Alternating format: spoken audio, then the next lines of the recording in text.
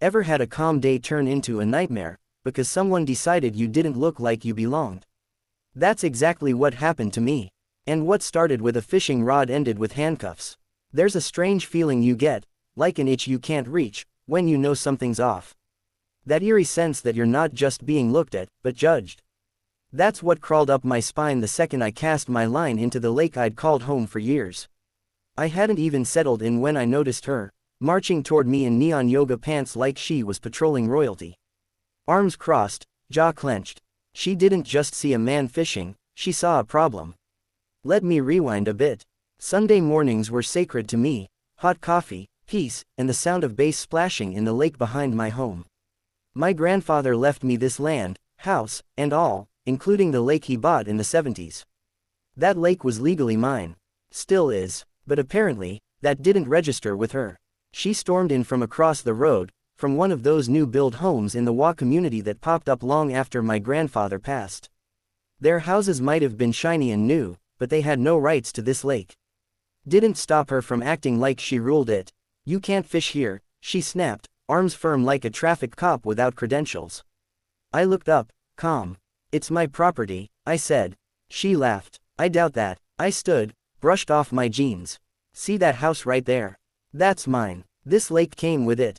Her expression twisted. That's not possible. This is an HOA neighborhood. You don't look like someone who lives here. I froze. There it was. Not what she said, but what she meant. Ma'am, I think you're mistaken, I said evenly.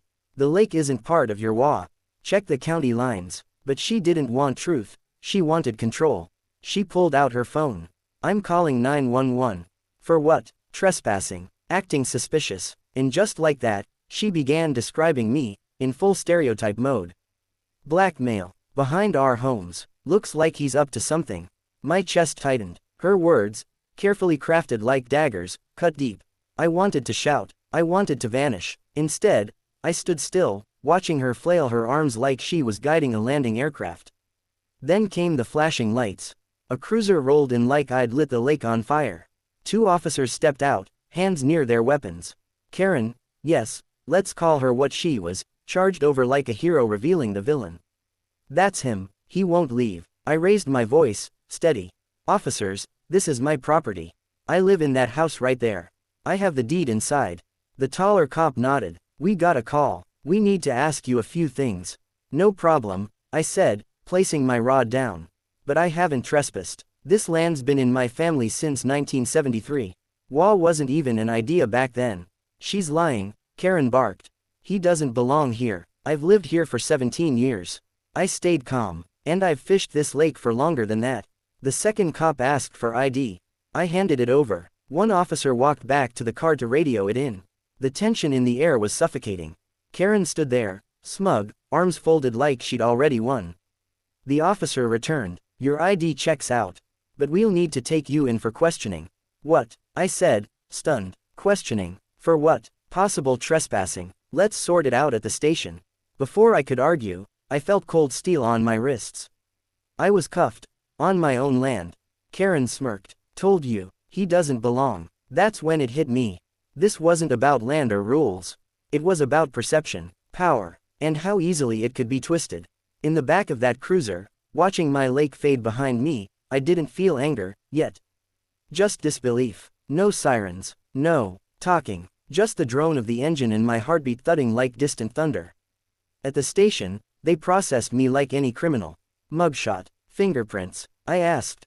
Twice, to speak to someone. Told them the deed was in a safe at my house.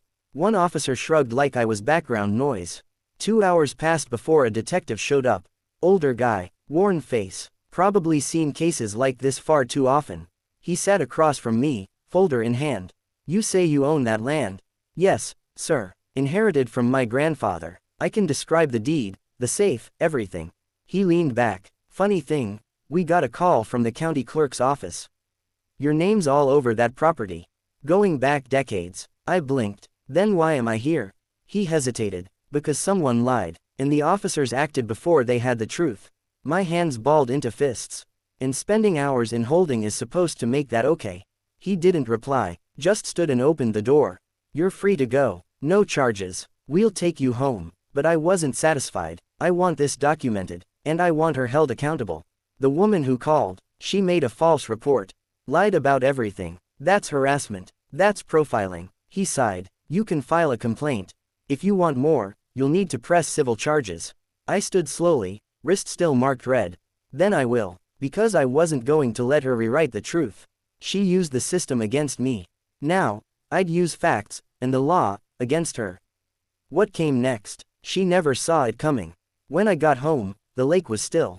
But I wasn't. Something inside had shifted. I'd been humiliated on land that belonged to me.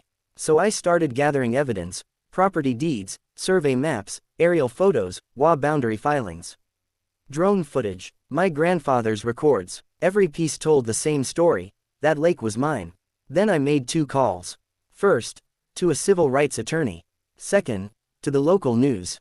I didn't want vengeance. I wanted accountability. 3 days later, headlines blazed across town.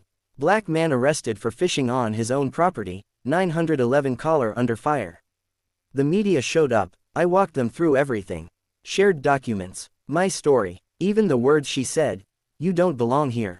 In a town that pretended racism was somewhere else, those words struck deep. Soon, Karen's identity leaked. Turns out I wasn't her only target. A Latino teen, an elderly Asian couple. She had a history. The HOA scrambled, but it was too late. My lawyer presented documents showing she was acting as an official representative. We filed a civil suit, wrongful arrest, defamation, emotional distress, racial profiling. That lawsuit shook the whole neighborhood. Karen, removed from the HOA. HOA issued a public apology. Signs went up around the lake marking public versus private property. And Karen, she moved away within 2 months. Couldn't stomach the glares at the grocery store. But for me, the real win wasn't the money. Or the apology. It was reclaiming peace. Now, I fish every morning. No stares, no suspicion, just me and the water, exactly how my grandfather would have wanted it. And sometimes, I think back to how one woman's ignorance tried to drown my dignity, but ended up sparking a ripple of truth. Because now, everyone knows. I do belong here. I always did.